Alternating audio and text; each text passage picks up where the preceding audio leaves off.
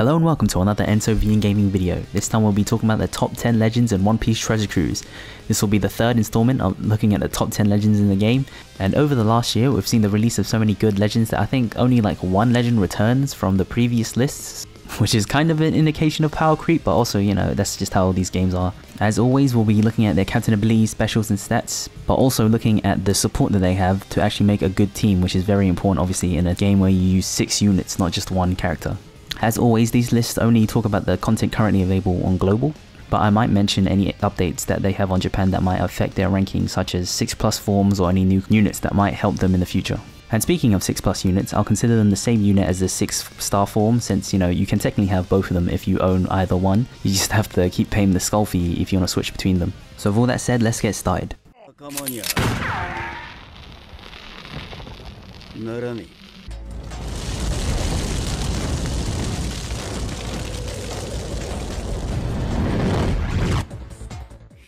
At number 10 we have 6+ Ace, who was number 2 on the last list and is literally the only unit that returned from the previous years.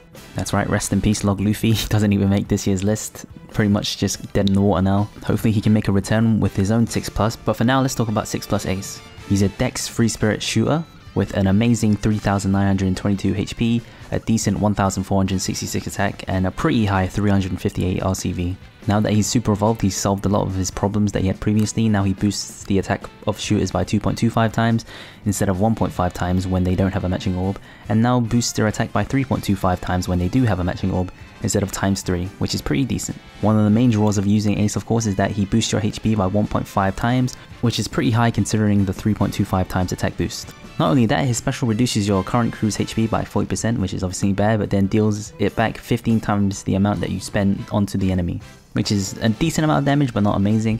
But what is amazing is that he also then boosts the attack of shooters by ×2 for 1 turn. This is a pretty damn solid legend. He has very good stats, especially with his high HP, which of course also benefits his captain ability, which boosts your HP even more. And as you will see, that is the trend on this list. A captain with a special that either boosts their attack, orbs, or gives you matching orbs is really powerful. You can of course make a case for Boa Hancock V2 being on this list instead of him, since she provides a more consistent 3.25 times attack boost, but I take the HP boost over the heal at the end of each turn, plus I think the ×2 attack boost is just slightly more powerful than her, giving you essentially full matching orbs for 2 turns. Though of course you can just pair them together if you don't own both of them and have the best of both worlds. The drawback of Ace, of course, is that you have a 2.25 times attack boost when you don't have a matching orb, which is pretty low for a legend. And even his max attack boost of 3.25 times is kinda out of the merit at the moment, though it should be able to clear the majority of content anyway. Another big thing is that the subs that shooters currently have aren't too great. They don't even have a ×2 orb booster, which is a travesty. Nor do they have a 1.75 times conditional attack booster, which will be coming in the future in the form of Colosseum Raizo, but isn't available yet on global. With all the negativity aside though, Ace is still a damn solid captain that can beat the majority of the content in the game. Plus he throws the frickin' sun at them.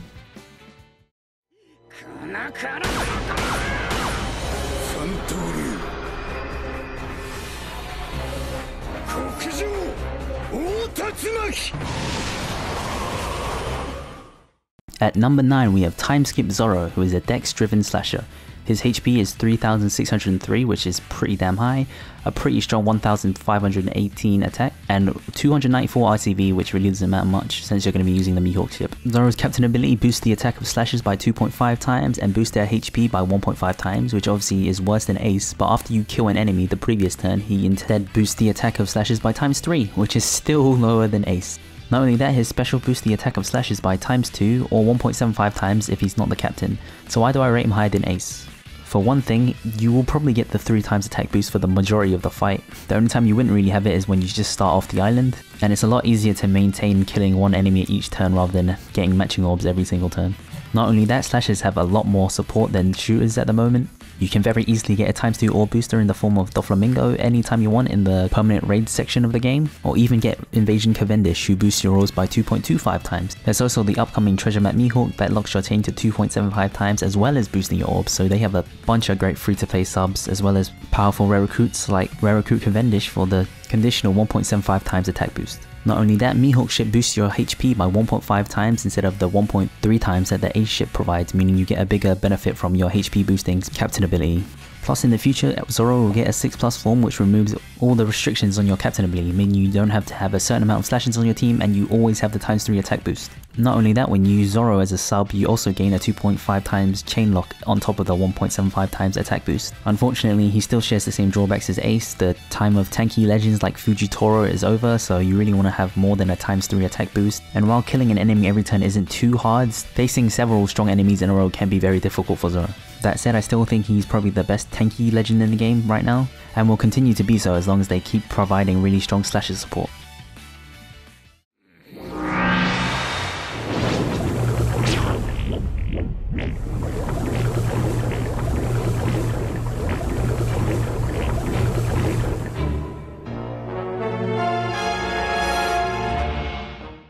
Up next we have Magellan, who's the only gimmicky legend on the list.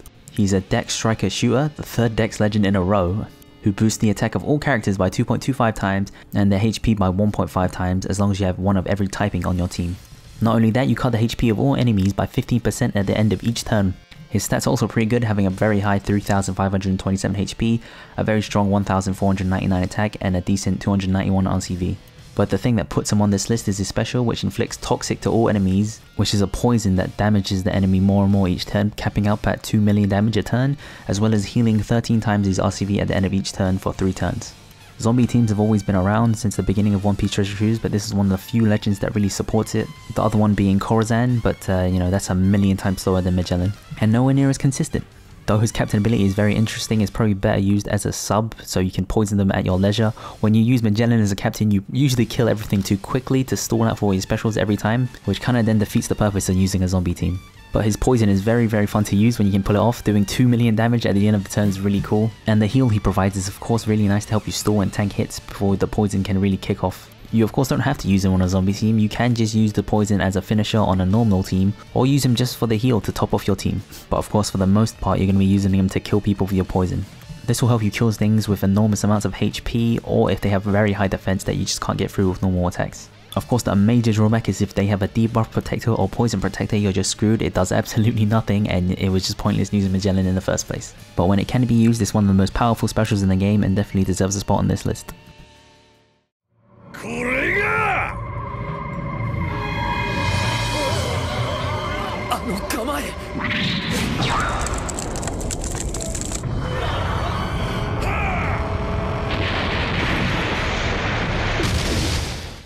At number 7 we have Blackbeard, who's the 4th Dex legend in a row. I did not realize that happened when I was making the list, but that's just a funny coincidence. He's also a driven powerhouse. As with all legends, he has pretty good stats, 3350 HP, a very strong 1520 attack, and a meh 244 RCV. His special is the classic cut each enemy's HP by 30%, which of course is a nod to Whitebeard's special, and not only that, if he's the captain it goes through barriers. But the reason he's on this list is his captain ability, which boosts the attack of all characters by 2.75 times and their HP by 1.5 times if you have a striker, shooter, fire and slasher on your team, as well as all normal attacks going through barriers and defense buffs, except Blue Shield. That's just too OP. Though his attack boost is on the low side, the ability to go through defensive barriers and stuff like damage threshold is just too powerful, and more than makes up for the lack of damage that you normally get. Plus you can pair him up with more powerful legends if you want a bigger attack boost, as he can not only just be used as a rainbow captain but also a driven and powerhouse captain, and I guess a dex captain if you want to go there. He also pairs up really nicely with another legend on this list, but we'll leave that for later. Of course the fact that you have to use every single class in the game makes it a bit more difficult to team build with him, but also gives you some form of freedom since you aren't restricted to one class specifically. You can of course also use him as a cheese captain, where you just use a bunch of HP cuts and then someone like Sugar or the upcoming Invasion Garp and just insta-kill all your enemies. A lot of the time Blackbeard will be the MVP of your Colosseum runs, making a lot of mini bosses that would be a lot of trouble very trivial. Though he's not top tier, he's very useful in a lot of situations and you'll be very thankful you either have him or have him as a friend captain.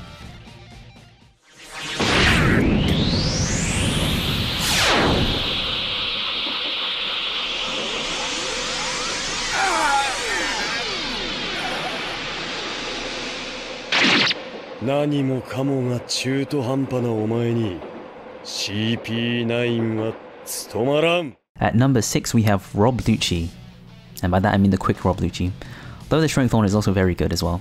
So you can say this is a spot shared between both Rob Lucci legends, but I'd say the V2 version is a little bit better. This Rob Lucci is a quick powerhouse shooter with standard great legend stats, 3205 HP, a very good 1540 attack, and a very strong 323 RCV.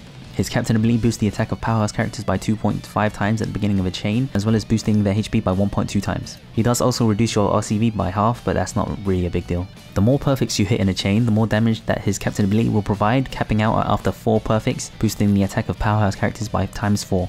Normally ramping captain abilities aren't that great, looking at guys like Rayleigh and Sylar, but this does start off at a 2.5 times attack boost, which is pretty decent enough. Plus you ramp up pretty fast, getting a times 3 attack boost after 2 perfects. His special reduces the defense of all enemies by 80% for 2 turns, deals 50 times his attack in typeless damage to all enemies, and changes all your orbs to matching orbs, as well as healing 20% of your crew's HP, so that is a lot of stuff.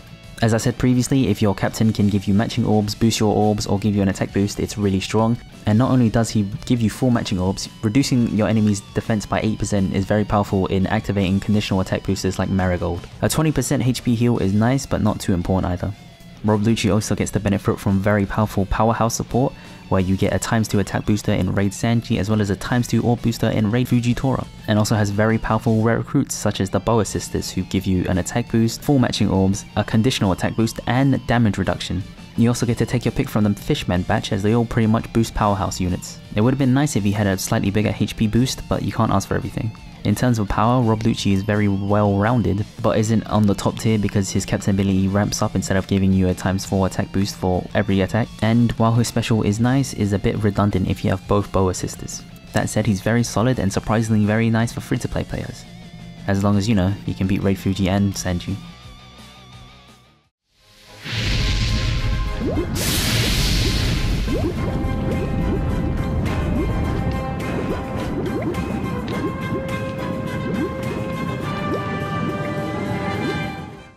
At number 5 we have Aka Ainu, who is a strength-driven powerhouse. When he was first released, he was pretty much immediately the best character in the entire game, but unfortunately for him he was released and then dethroned before the new list even came out.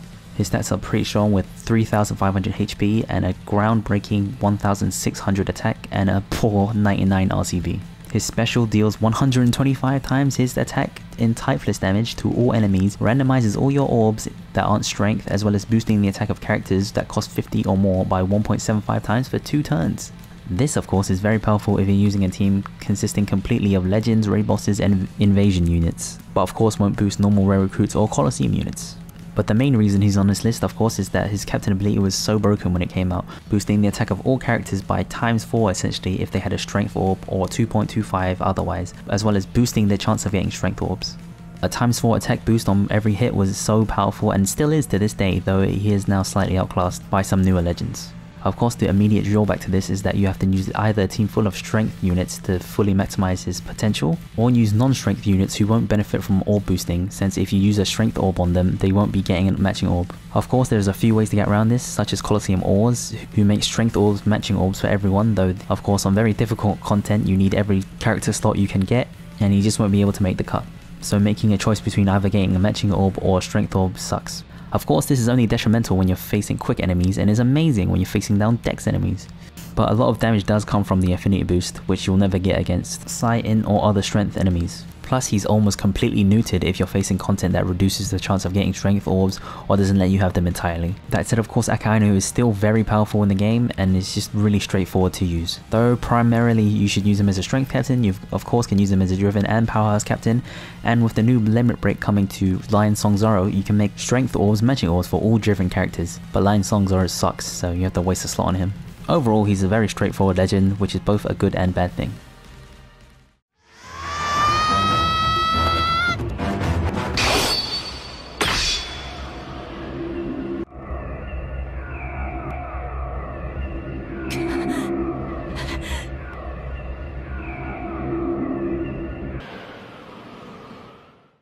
Up next we have both forms of Quick Legend lore. His base form is a quick striker slasher, while his 6+ form is a quick cerebral striker. Both captain abilities do essentially the same thing, with the base form boosting the attack of strikers by ×3 and healing half your RCV after you hit each perfect, with the cerebral version doing the exact same thing except for cerebral, as well as gaining a 1.25 times HP boost. ×3 pretty much is the bare minimum now to be usable as a legend. but the HP heal after every perfect is kinda nice, but it isn't enough to become something like a zombie team, but can be nice to help you stall, though of course hitting perfects means that you will be killing things a lot faster than if you were hitting greats or misses. While his captain ability is pretty decent, the main reason they're so high up on this list is their special, which boosts the orbs of their respective teams by 2.25 times, which is amazing. Currently, there are only 3 units in the game that boost orbs by 2.25 times, 2 of them being this Law and 1 of them being Invasion Cavendish, which is only for slashers. Not only that, they do a crap ton of fixed damage, with regular Law doing 300,000 and Cerebral Law doing 200,000 but to all enemies. Cerebral Law also has the ability to remove barriers on enemies, which can be very useful on stuff like Raid Sanji and the new Raid Doflamingo. In terms of which one is better, 6+ Law obviously has a little bit more juice on his captain ability and special and slightly better stats, while base Law does have more versatility, being used on more teams, specifically on 2 other legends that are higher up on this list. He takes the spot from Doflamingo from last year's list as one of the really great orb boosters, which is kind of fitting, though of course he's not as versatile as Doflamingo. Not only that, strikers have amazing support with the previously mentioned bow assisters and a couple more things that I'll mention in a different legends spot, as well as cerebral characters becoming the most powerful class in Japan very quickly, so 6+ Law will be very useful in the future as well. So if you have either of these laws in your box space, you should be very thankful and looking towards a very bright future.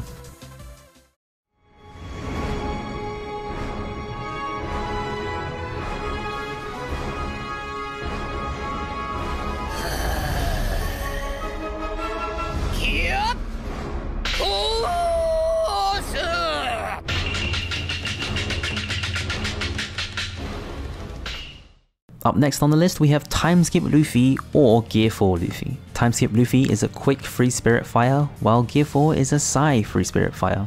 Both have very similar captain abilities, boosting the attack of their classes by 2.5 times respectively, with Timeskip Luffy also reducing the damage you take by 15% all the time. Not only that, when you activate their specials for 3 turns, you gain a 4 times attack boost on their captain abilities instead. And for those 3 turns, Gear 4 will reduce the damage you take by 56% per Gear 4. Their specials also do quite a lot of single target damage, with Timeskip Luffy doing 60 times his attack and Gear 4 doing 200 times his attack. And to keep it rolling, they both make a lot of orbs matching for their classes, with Timeskip Luffy making quick Dex and Psy orbs beneficial for free spirit characters, and Gear 4 making every orb except quick orbs matching for fighter characters.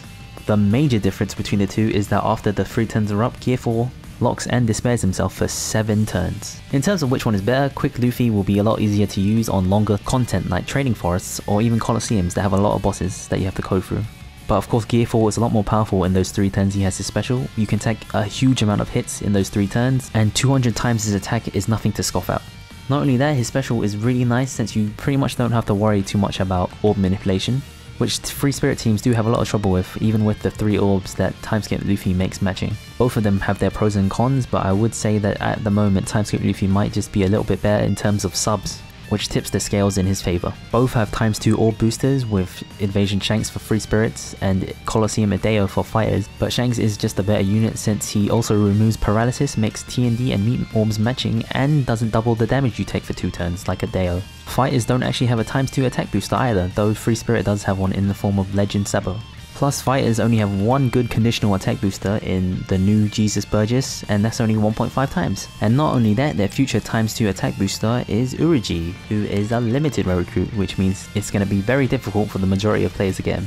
That said, both these legends are very powerful even without the most optimal subs that they can get. Obviously, it's bad that you don't get the ×4 attack boost all the time, but 3 turns is normally enough to kill any boss in the game. Plus, Gear 4 is very nice against bosses that revive and do a crap ton of damage, such as Raid Sanji and the upcoming Colosseum Pedro. Overall, these 2 are some of the best legends in the game, though they do have someone to worry about in the future.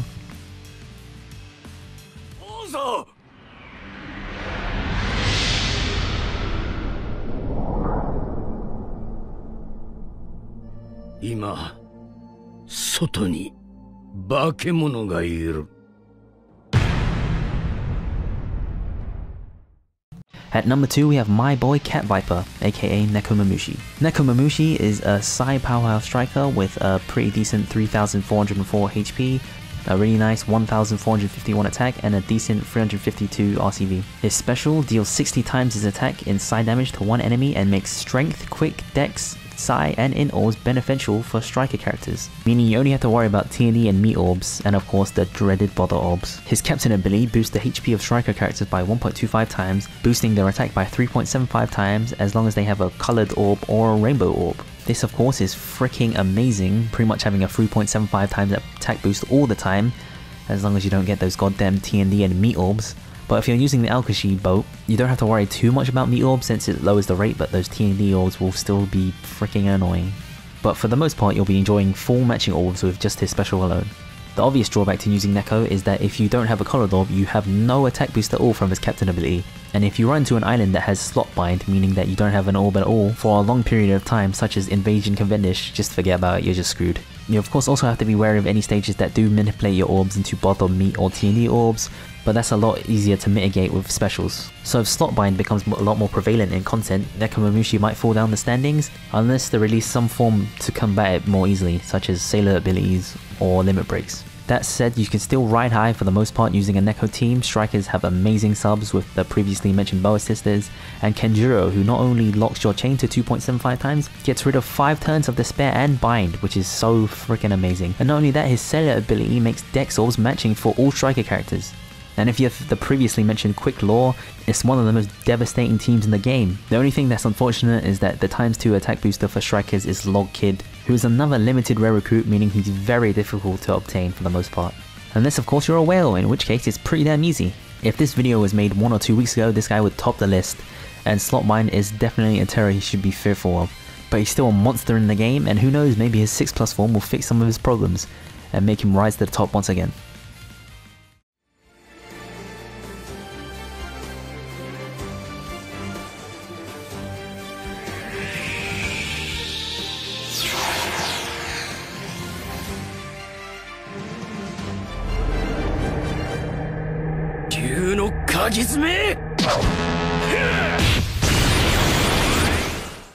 And at number 1, to the surprise of absolutely no one, it's Lucy, aka Sabo.